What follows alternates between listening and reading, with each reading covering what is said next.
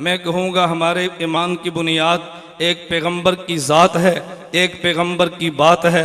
मोहम्मद पैगंबर की ज़ात को कहते हैं, रसूल पैगंबर की बात को कहते हैं। देवबंदियत का अकीदा है पैगंबर की ज़ात भी जन्नत से आई है, पैगंबर की बात भी जन्नत से आई है। देवबंदियत का अकीदा है पैगंबर की ज़ात भी मासूम है, पैगंबर की बात भी मासूम है। देवबंदियत का अकीदा है पैगंबर की ज़ात बेऐब है, पैगंबर की बात बेऐब है। देवबंदियत का अकीदा है पैगंबर की ज़ात को मानना भी ईमान है, पैगंबर की बात को मानना भी ईमान है। देवबंदियत का नज़रिया है मोहम्मद को देख तो कोई नुक्ता नहीं, रसूल को देख तो कोई नुक्ता नहीं। इस मोहम्मद और रसूल को बनाने वाले अल्लाह को देख तो कोई नुक्ता नहीं है। पैगंबर की ज़ात को भी खुदा ने बिला ऐब बनाया है, पैगंबर की बात को भी खुदा ने बिला ऐब बनाया है। देवबंदियत का नज़रिया है पैगंबर की ज़ात भी महफूज है, पैगंबर की बात भी महफूज है। क़यामत के दिन तक पैगंबर की ज़ात में तगय्युर भी नहीं आता, पैगंबर की बात में तगय्युर भी नहीं आता।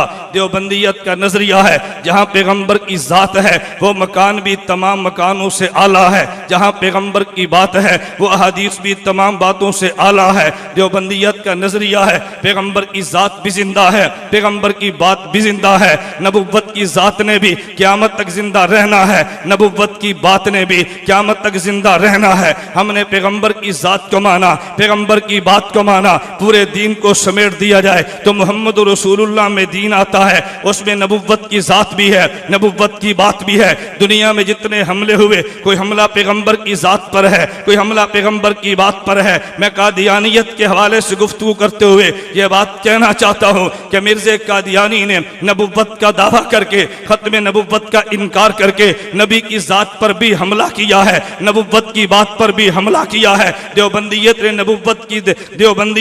नबुव्वत की ज़ात और बात का दिफा करते हुए मिर्ज़ा कादियानी की ज़ात को भी ज़ेरे बास लाए हैं, मिर्ज़ा कादियानी की बात को भी ज़ेरे बास लाए हैं। मैं इस एक सवाल का जवाब देना वकीलाना तर्ज पे ज़रूरी समझता हूँ। जब हमारे उलमाए हक ने मिर्ज़ा कादियानी की ज़ात पर बहस की है, जब बेईमान शराब पीता था, बेईमान ज़िना करता था, बेईमान खलवत में नामहरम औरतों से अपनी टांगे दबाता था, दिन में 100 बार पेशाब करता था, बेईमान अंग्रेज का टॉट एजेंट था।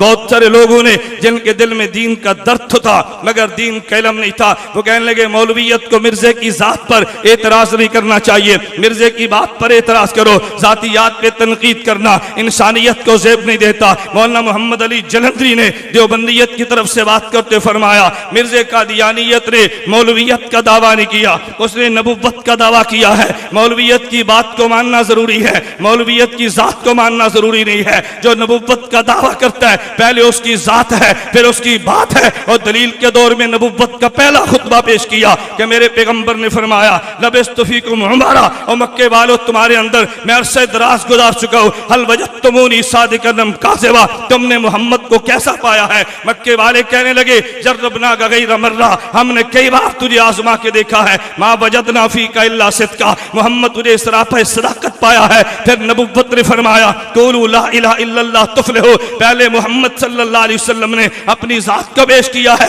फिर पैगंबर ने बात को पेश किया है। मेरे नबुव्वत ने पहले खुतबे में बता दिया पहले पैगंबर की ज़ात होती है फिर पैगंबर की बात होती है। कादियानी ने नबुव्वत का दावा किया पहले इसकी ज़ात को ज़ेरे बास लाया जाएगा फिर इसकी बात को ज़ेरे बास लाया जाएगा। पैगंबर के तुमने दो नामों को देखा होगा, हज़रत अमीर हमजा ने जब कलमा नबुव्वत का पढ़ा है तो पहली दफा हज़रत अमीर हमजा रज़ी अल्लाह अन्हु ने नबुव्वत की खिदमत में पेश होके जो कसीदा पढ़ा था, हज़रत अमीर हमजा फरमाते हमिदुल्लाहि नहदा फुआनी इलल इस्लाम व दीनिल हदीफी लिदीनिन जाअ मिन रब्बिन अज़ीज़ी खबीरिन बिल इबाद बिहिम लतीफ़ी इज़ा तुलियत रसाइलुहु अलैना तहद्दर दमु ज़िल बिल हसीफ़ी रसाइल अहमद मन हदाहा बिआयात मुबय्यनतिल हुरूफ़ी अहमद फीना मुहम्मद मुस्तफ़ा फीना मुताउन फला तासु बिल कौलिल अनीफ़ी फला वल्ला नुस्रिमुहु लिकौमिन फलम्मा नक़ज़ फ़ीहिम बिस्सयूफ़ी। हज़रत हमजा ने दो लफ्ज़ फरमाए, एक लफ्ज़ मुस्तफ़ा था, एक लफ्ज़ मुता था। मुस्तफ़ा पैगंबर की ज़ात को कहते हैं, मुता पैगंबर की बात को कहते हैं। हैं। अल्लाह नबुव्वत के लिए पैगंबर की जात को चुनता है, बात को हुज्जत करार दे देता है।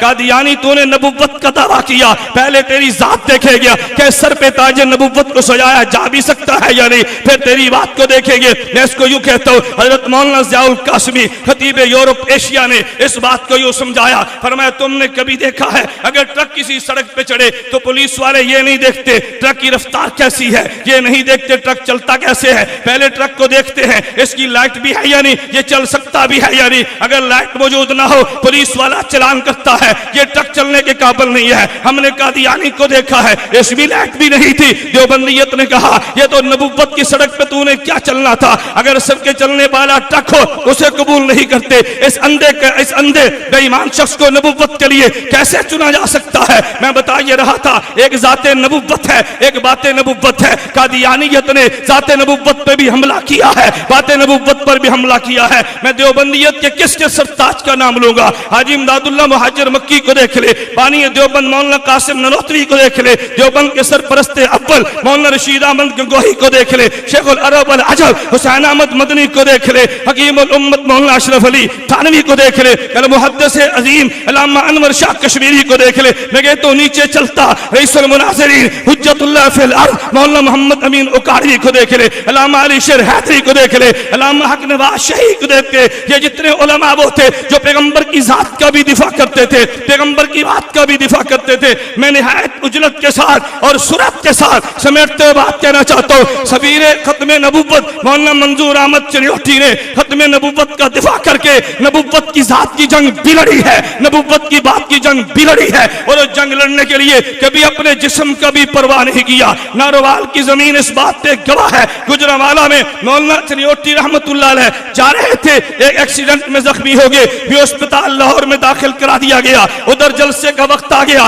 रात को जब डॉक्टर बड़े घर चले गए, मौलाना चिन्योटी फरमाने लगे मुझे एम्बुलेंस में बिठाओ, बिठा नहीं सकते मुझे लिटा दो, मैंने पैगंबर की खत्म नबुव्वत की जंग लड़नी है। अगर आज मैं नारोवाल न पहुंचा तो मिर्जाई कादियानी कहेंगे देवबंदियत का बेटा मोहम्मद का गुलाम नहीं पहुंचा। इसी हाल में पहुंचे हैं, 4 घंटे का सफर किया, काजी सड़क से आगे गाड़ी जा नहीं सकती, पर मैं स्ट्रेचर पे मुझे ले जाके गांव पहुंचाओ, गांव पहुंचाया गया। मौलाना चिन्योटी ने 2.5 घंटे खत्म नबुव्वत के गुफ्तगू स्ट्रेचर पे ले गई है, रात को वापस लाया गया। डॉक्टर कहने लगे तुम्हारे जिस्म से खून बहने लगा, चिन्योटी तुम क्या करते हो, पर मैं खून तो मुझे मिला मेरे मोहम्मद के सदके है, ये जितना बह जाएगा मेरा ईमान होगा। इसी गुजरांवाला में मौलाना चिन्योटी रहमतुल्लाह अलैह का एक्सीडेंट हुआ, चिश्तिया में जाना था, ड्राइवर भी जख्मी है, मौलाना वहीं से गाड़ी पर बैठे जख्मी वजूद के साथ खून आलूदा कपड़ों के साथ वहां चिश्तिया में पहुंचे। मौलाना इस हाल में पहुंचे हो, फरमाया जी हाँ मेरे पैगंबर की खत्म नबुव्वत का मसला था। कभी मौलाना घर में गए हैं तो मौलाना की वालिदा कहने लगी मंजूर अहमद मेरे दिल को तो देखो, हर रोज पुलिस पहरा, हर रोज छापे पड़ते हैं, जब तक मैं जिंदा हूं कोई थोड़ी सी नरमी कर लो, जब मैं दुनिया से चली जाऊंगी फिर शिद्दत इख्तियार करना। मौलाना चिन्योटी फरमान लगे नहीं माँ तूने वो माई नहीं देखी जो बेटों को रुखसत करा करती थी, अगर तूने दिल छोटा कर लिया चिन्योटी जंग कैसे लड़ेगा। और जुमले ने माँ के दिल की काया पलट दी, का बेटा तो खत्म नबुव्वत की जंग लड़, मैं मां बन के तेरे सर पे हाथ रखा करूंगी। एक शख्स ने मौलाना चिन्योटी के बारे में किताब छप चुकी है, मैं ये बात बता रहा था, अगर सामने में जनरल या खान आया है माशाल्लाह लगा था मौलाना चिन्योटी गुफ्तगू कर रहे थे और देवबंदियत की तारीख को दोहरा रहे थे। एक जर्नैल ने कहा मंजूर अहमद तुम्हें पता है ये मार्शल का दौर है, हम किसी बात को बर्दाश्त नहीं करते। मौलाना फरमान लगे हाँ मुझे पता है, लेकिन कैसी हिकमत के साथ बात फरमाई, फरमाया तुम किसी को कहते हो किसी को कुछ नहीं कहते। कहा जी नहीं हम तो जो भी कानून की मुखालफत करे हम हर किसी के खिलाफ कानून को हरकत में लाते हैं। फरमाया नहीं जनरल साहब ये बात नहीं है, तुम बाजू को माफ भी कर देते हो। कहा नहीं फरमाया अच्छा मैं तुमसे पूछता हूँ, मिर्जा कादियानी ने भौंक मारी है जो मेरी नबुव्वत को नहीं मानता, वो खिंजीर कंजरी की औलाद है, इसके खिलाफ तुमने कौन सा एक्शन लिया है, तुमने इसको माफ नहीं कर दिया। कहा हमारे इल्म में नहीं था, क्या किताब में देता हूं, तुम इसका एक्शन तो लेकर देखो। वो जनरल शर्मिंदा हो गया, मौलाना को चाय पिला के रुखसत कर दिया। मैं बता ये रहा था कि मौलाना मंजूर अहमद चिन्योटी रहमतुल्लाह अलैह ने, मैंने बाकी काबिर उलमा देवबंद का तज़किरा जानबूझ के छोड़ते हुए आज सफीर खत्म नबुव्वत की बात की है। मौलाना चिन्योटी रहमतुल्लाह अलैह इतने बड़े मकाम पे बुलंद थे, मैं उलमा से कहूंगा खुतबा से कहूंगा अपने काबिर से बढ़ के कभी बड़क मारने की कोशिश न करना।